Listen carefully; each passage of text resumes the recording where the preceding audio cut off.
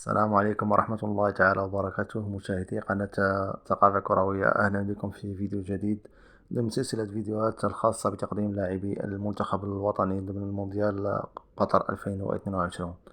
اليوم سنتحدث عن الظهير الأيمن للمنتخب الوطني أشرف حكيمي الذي يعتبر من أحسن الأظهرة في العالم، ويعد النجم الأول للمنتخب الوطني حاليا دون منازع.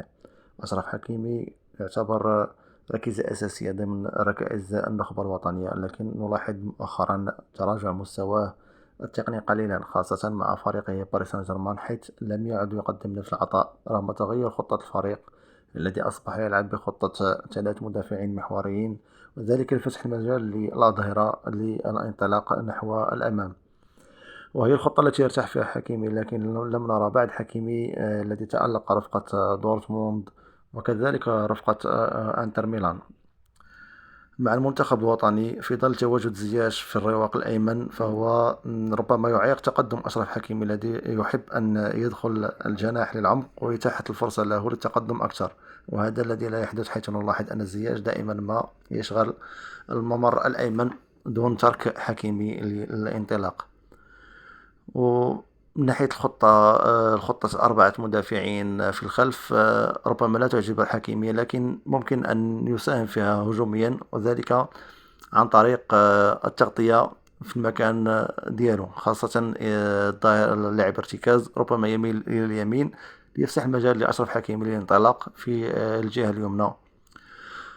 بالنسبة لنقاط القوة، فنقاط قوة الخاصة بأشرف حكيمي معروفة: الاختراق والسرعة والعرضيات المميزة والتمريرات الحاسمة، وأيضا الزيادة العددية في مربع العمليات، حيث يشارك الفريق خلال الهجمة ويدخل كمهاجم إضافي داخل مربع العمليات. أما بخصوص نقاط الضعف، فهي واضحة وجلية. من الناحية الدفاعية، ربما الأداء الخاص بأشرف حكيمي لم يرتقي بعد إلى المأمول، وخاصة سهولة المراوغة ديالو. يعني نلاحظ أنه من السهل مراوغته، ليس باللاعب الشرس دفاعيا، وحتى في الالتحامات الثنائية لا يعطي بالشكل الكبير، فغالبا ما يخسر جميع الثنائيات.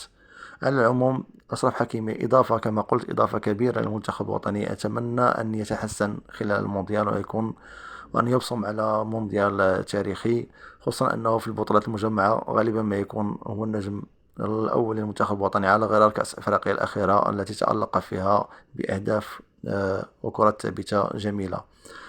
هذا كل ما يخص أشرف حكيمي. شكرا على تتبعكم، وإلى اللقاء في فيديو آخر إن شاء الله.